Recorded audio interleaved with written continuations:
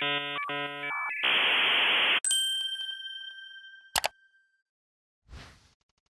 all need to come get some money from me. This is silly.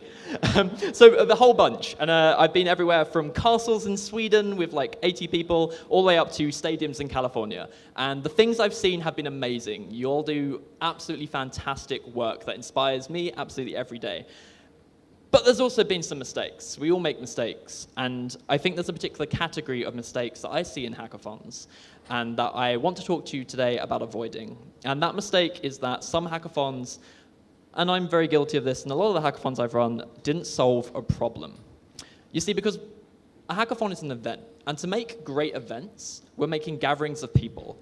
And gatherings of people are effective because people come together to solve a problem. As people, we come together in groups to solve problems. This is a quote from Priya Parker in her book, The Art of Gathering, which is generally about gatherings of all kinds, dinner parties, corporate meetings, all that kind of things. But it has a lot to tell you about the events that you organize as well. And yeah, Priya says that we come together to solve problems that we can't solve on our own, whether that's coming together to celebrate someone's wedding or doing a hackathon. So the problem that we've all come here to solve at Hackcon is to make the best possible hackathon. So let's now do that, shall we? So the first way I think we need to rethink about how we do hackathons is to stop conflating category with purpose. Priya says that when we gather, we often make the mistake of conflating category with purpose. And what she means by that is we so often devise our events and our activities by the format, right? Like we're organizing a hackathon and we go through the motions of we will have check-in and there will be demos and there will be swag and there'll be a swag bag. And we never really think about like why any of that stuff is in the order it is or what it does to serve the greater purpose. Why are people coming to that event and coming into that room? And how does any of this noise that is a hackathon contribute to what they're hoping to get out of it? So I'm going to go through 3 steps to overcome this problem to help us stop conflating category with purpose and to make better events, better gatherings of people, and ultimately help our hackers and our audiences solve the problems they care about. So before we solve any problem, we need to know what the problem is, right? Like, what are we actually solving for?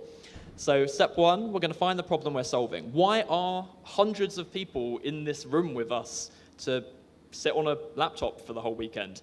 It's not because of the food and it's not because of the stickers, right? That's really cool, but we have better things to do on our weekends. So why are they there? What are they looking for? Then we're going to build an event that actually solves that problem. We're going to tackle those assumptions that make up our event, the little details that we just do by rote, by habit. How do those actually contribute to solving the problem? How are they part of a solution? And then finally, we're going to make sure that we've actually solved the problem. We're going to measure our events and look at how we can do that effectively. And if we haven't actually solved the problem, how can we do better next time? So let's start with identifying the problem we're solving. Who are these people at our hackathon and why are they here? To do that, we're going to reverse engineer the problem. We're going to ask ourselves, what will be different a week, a month, and a year after your hackathon? You've brought all these people together into one space, from across the country, from across the world maybe, and they've spent 24 or 36 hours in your space. What has changed for them after the hackathon? I want you to take a moment. Sorry, there is going to be interactivity. My manager is very proud of this because I absolutely abhor interactivity in talks. And when I did this, she was like, I've won. That's it. So I want you to turn to your person on your left, which is stage right, and I want you to tell them what will be different after your hackathon. What has changed for your attendees? I'm going to give you 30 seconds to do this. Someone next to you has just told them what will be different after their hackathon. Think about what they told you, what your partner told you. What is the problem they are solving? Something will be different after their hackathon, so what is the problem they are solving? Reverse engineer it, and now what you're going to do, turn to the person on your left again, tell them what their problem is. You've got 30 seconds, do that now.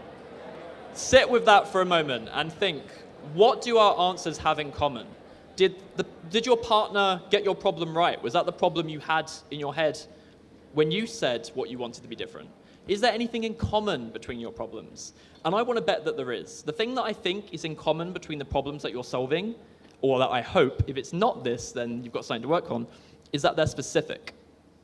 When we devise a problem to solve, we often go from a very large group of generic things. We're going to make a hackathon for just building cool stuff, and everyone will be there, and there'll be beginners, and there'll be paths, and it'll be awesome.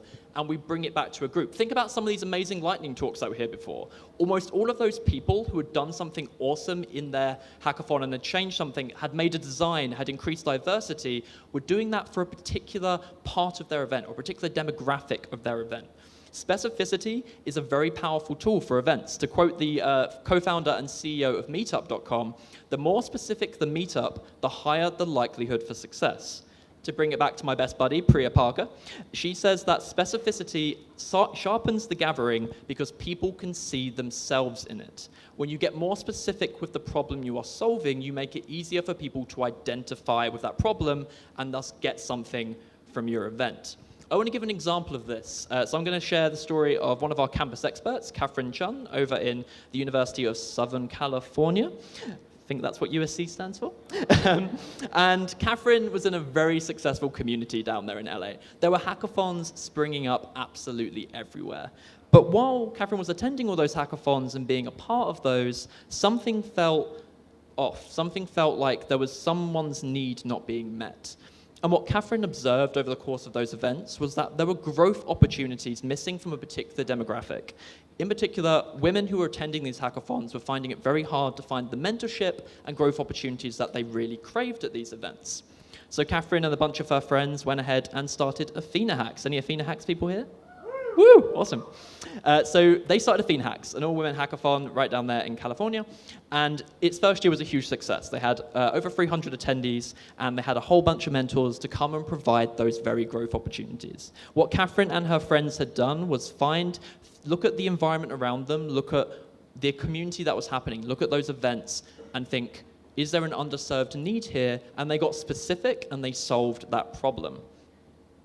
So, reflect on the problem that you are solving. Is it specific? Can people see themselves in it? Is it going to lead to an outcome for someone? So we've thought about our problem. Now we're going to go on to solving it. So we're going to go back to that quote that we went through at the beginning. When we gather, we often make the mistake of conflating category with purpose. And I mentioned back then that at its heart, this is us following a template, right? We're following this set path that's set out for us. And honestly, I'm imagining John and Swift, if they're listening to this, are laughing at this, because I'm one of those people who has in the past been very set on, come on, as a community, we've decided cash prizes are bad. Just do what everyone says to do, all right? So at this time, I'm kind of calling myself out in that there's a lot of unchallenged assumptions in the organization of hackathons. So we're going to break it down. And we're going to do that by starting off with an example on an absolute hackathon fundamental, something that is the most important thing at a hackathon and something that very rarely has any differences, and that's the seating. The place that people are going to sit for over 24 hours and work on the hackathon. And to do that, I'm going to tell you about the story of Emma and Andrew Seward at Hack24 in Nottingham, England. Hack24 is not a student hackathon. It is a hackathon for the Nottingham tech community. Nottingham's quite a small town. It's about 250,000 people. It's where I went to university. Andrew and Emma run Tech Nottingham, which is kind of just a local city community. And they'd organized this hackathon, which is where the whole of the Nottingham tech community comes together every year. That is the purpose of the event. It's to have that community mingle and mix. Tech is a pretty new industry to Nottingham. It's now where Capital One's UK office is based. It's a pretty new industry to Nottingham, and they wanted to help that industry grow. But Hack24 has some unique challenges. It's in this absolutely stunning building, which is the Nottingham Council House, which is a building older than your country, fun fact. And that presents a lot of very interesting problems. The first fundamental to which, it's a really old building. The fire code is not built for hackathons. Computers didn't exist when this building was built. The power system is very old. It was last updated around the 30s. So there aren't regular power points, and the fuses aren't built to cope with 200 laptops in the venue. And despite all those challenges, Emma and Andrew still sat down and thought, how does the arrangement of the seating in this space contribute to our goal of bringing people together? And how they did that was they visualized the hackathon as a series of journeys. Throughout this 24-hour period, people are getting up from their seats and they're walking across the room to get snacks, to get water, to visit a sponsor, to go participate in a mini event, to go visit a workshop. As they go about those journeys, who are they meeting along the way? You'll notice from this picture of the seating that it's not just rows and rows of tables. There are 2 rows down either side. They act as kind of a border around the seating in the middle. To actually get to any one place, you have to go on a bit of a zigzag path. This makes it this maximizes your potential of catching someone's eye and having one of those, oh, hey, interactions.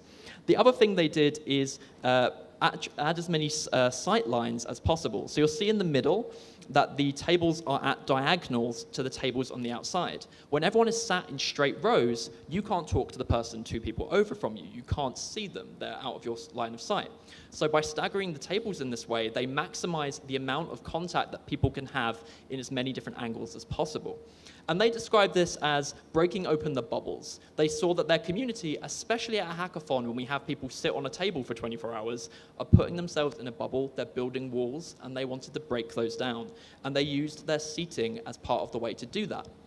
So, short term, think about your events. What are the things you do during your events? What is one thing you could change to solve your problem? But I'm going to focus your attention to 4 things: registration, swag, meals, and demos. Choose one of these and think how you could change it to be in service of the problem you are solving. And share that with the person to your right this time. You have 30 seconds. Reflect on what your partner told you.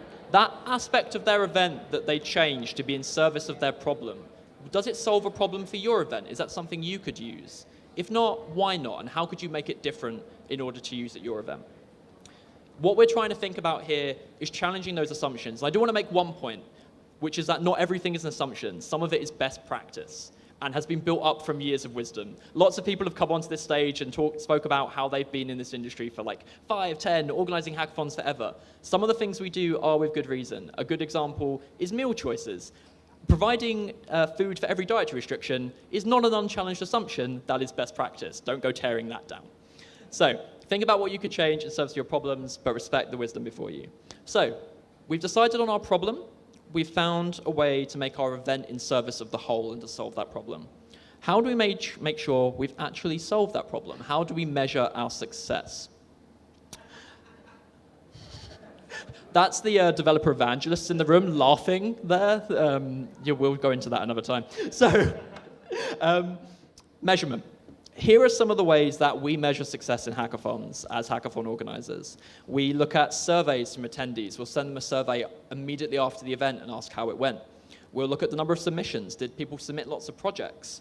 We'll look at the attendance of the event. What's interesting about all of these methods is that they're very short term. When you're solving a longer term problem, such as diversity in tech or whatever problem you've identified, you probably can't measure on the short term. These problems aren't solved overnight. Change takes time. And when we're using these short-term measurements, we might find out if we logistically were good, but we don't know if we've achieved success for our attendees. That takes a different kind of measurement. And to actually get to the heart of measuring that change that we want to see, of actually making sure that we're meeting our goals, we need to think about the outcome we wanted. We need to go back to that first step where we thought about the change we wanted to see, and we need to think about what that change is and how we know that change has happened. And to give an example of that, I want to talk about Yasha Vardhan. Yasha Vardhan is a campus expert over in India, and Yasha Vardhan had a mission very clearly the moment he came into the Campus Experts program, which was that he wanted to increase the participation in open source in his campus and actually in India as a whole. Because what Yasha Vardhan had identified was that his campus had a problem with competition. They were only interested in competitive coding and in algorithms, and this was creating a really unhealthy culture, both for students in their personal lives, where they were obsessed with practicing algorithms and felt that they had to succeed, but also in that they were not interested in collaborating in any way. And what Yasha Vardhan realized was that it was recruiters and recruitment practice on his campus that was causing this. The recruiters were only interested in the people who came top 5 in their programming competition. They didn't care what else you've done, whether you've got a previous intern experience, whether you have contributed to a bunch of open source projects, whether you're a hackathon organizer. They weren't interested. They just wanted to know how fast you could write a bubble sort in COBOL or whatever nonsense it was. So Yasha Vardhan went on a journey to fix this. He was trying to create a very long-term change, a shift in culture. And he managed to do that. It worked.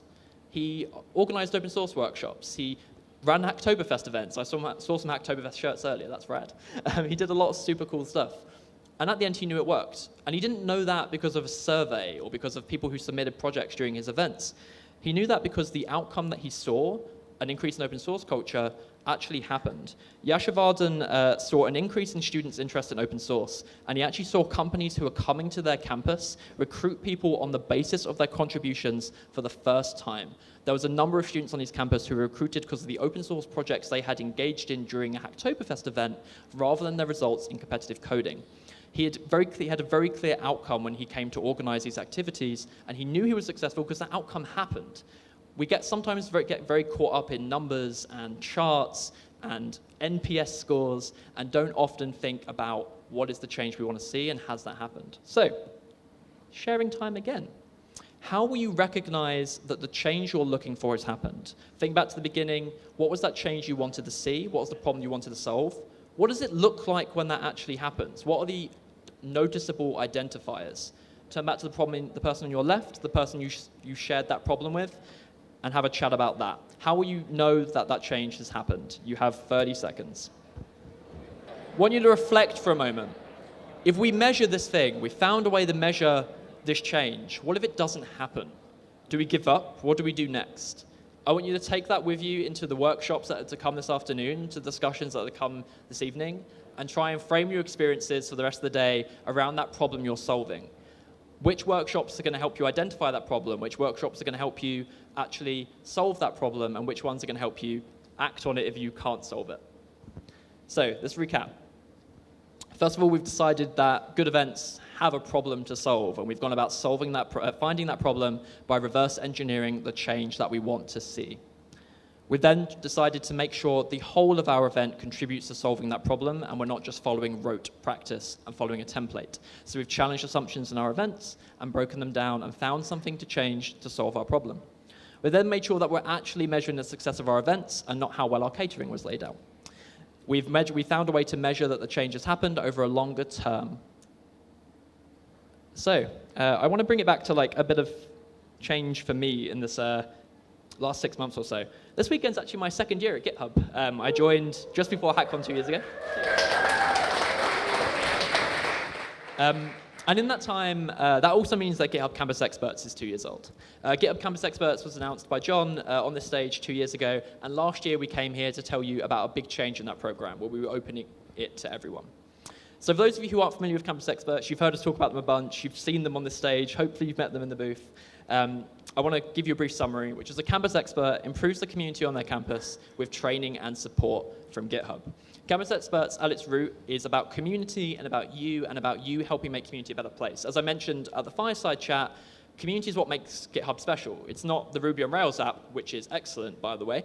It's the 30 million developers who share code and work together on GitHub. And each of you building that community on campus is an extension of that and something that we want to support. So GitHub Campus Experts is how we do that. We give you the skills you need to build an amazing community and find these problems and overcome them, and then we give you the resources such as the swag, the Octocat stickers. I send tens of thousands of Octocat stickers around the globe every week, probably at this point. It's getting really silly, to your events to help you get people excited. So this weekend, we're releasing a brand new version of that training that I've spent the last 6 months changing. I've been reflecting on the Campus Experts training and what Campus Expert and how Campus Experts can help you. And yesterday morning, we opened that training again. If any of you have been the ones emailing me for the past 4 months, being like, when's the training going to reopen? It's open. You can go now. And that training is composed of 6 modules. And those 6 modules, broadly speaking, will help you do what we've done today.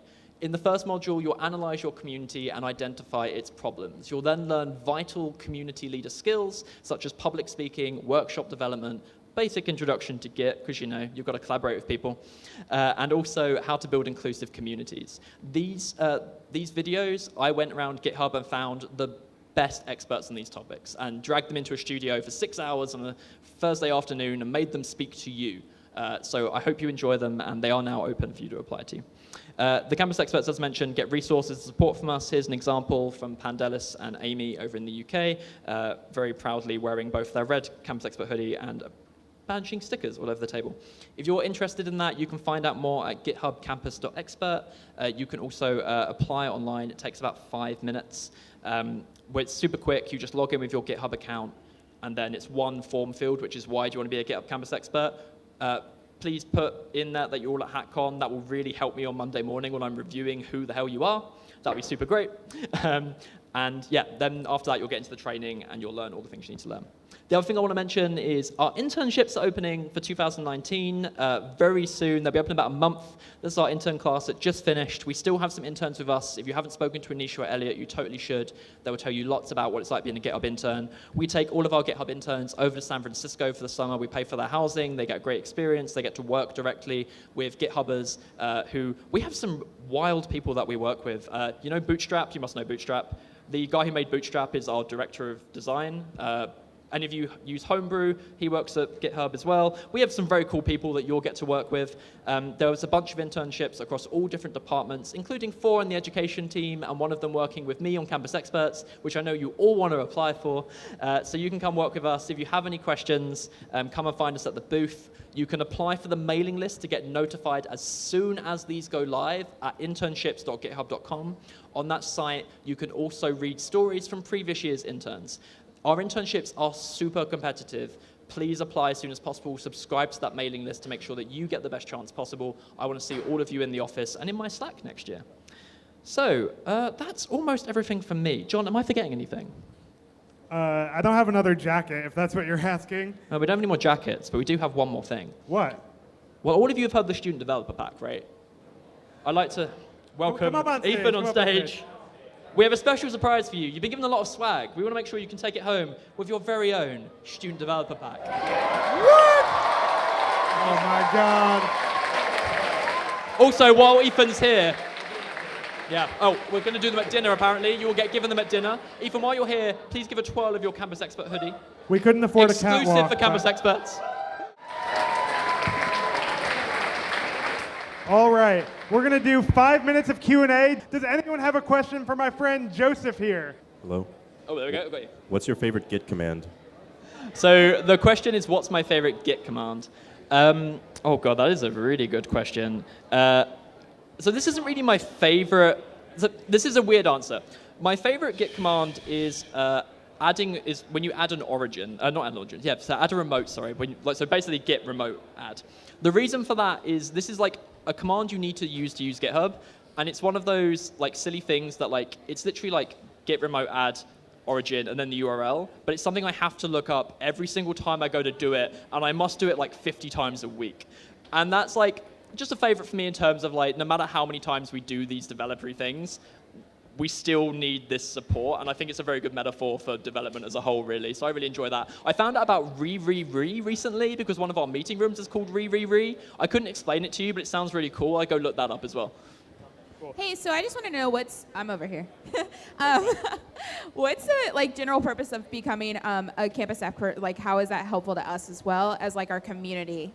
Cool, great question. So fundamentally, it's a way to get the resources that you need. So Campus Experts, as I mentioned, is all about you. And we mean that very literally in that this plan, I mentioned in the training that you're going to analyze your community and then make a plan to fix it. That is your plan of action for becoming a Campus Expert. It's not like you finish that training and then we say, and now you do what we want you to do. You finish that training and you say, hey, I made this plan and you agreed to it, so you're now going to help me do this. So if that means we give you pizza money to hold your meetups, cool, we're going to do that. If that means we go to your hackathons, cool, we're going to do that. If that means you need stickers every week, cool, we're going to do that.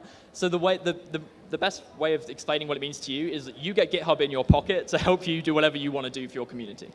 Also, there's a couple of other things. So that's on your community. There's a bunch of Campus Experts here, as you've seen. We brought them out here. We got them tickets. We flew them on this plane. They get to come to things like GitHub Universe as well. For the first time, we're bringing 25 of our Campus Experts to our premier conference in San Francisco this year, and they get to support other events and communities. So it's also a great way to kind of get involved in tech as a whole. When we get someone come to us and say, hey, I have a tech event, I don't have time to go everywhere as much as I'd love to, but if you're nearby, I want to help you go have that experience instead. And actually, this has led to some of our Campus Experts getting jobs. We had a Campus Expert, actually, Marlene's here. We flew 2 Campus Experts to Colombia to speak at a software conference last year, and one of them met someone who later said, like, hey, you were awesome at that conference. Come and work for me, and she got a job straight out of uni from that. So we hope that you get a wealth of experience. Great. One more question. So, Joe, I think last year your talk was on the life cycle of an organization, right? Yeah. When we talk about using purpose to solve problems, how do you ensure that's sustained through the life cycle of organizations as leadership changes every 2 or 3 years? I've got to say, as a regular speaker, someone referencing a talk I did last year in a question is the best thing that's ever happened to me, and I'm so psyched. So last year, I spoke about the life cycle of a student community, and we did that from basically these community assessments that you do as part of the training. I've got thousands of those now, right? Like thousands of students have said, here is my problem, and here's how I'm going to overcome it. And I analyzed all of those and looked at the patterns that student communities go through. That talk's on YouTube if you want to see it, from Hackcon last year. Thank you, MLH. So the question this year was, how does this that I spoke about today, finding a purpose and solving it, fit into that model and be sustainable?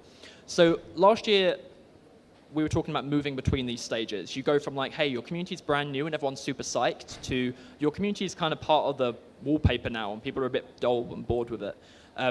So I see this as very much a way to move between those stages, in that you might get to that point where your hackathon or your community is very much part of the life of the campus and people just take it for granted in a lot of ways, right? Like following this template, they expect to become part of the committee because that's the way students are successful in your school. Refinding that purpose and reestablishing, like, why are these people here? Why does this club exist? Is a way of getting out of that rut and moving on to the next stage and continuing the life cycle of that community. Cool. Thank you, everyone. Awesome. Let's give Joe a huge round of applause.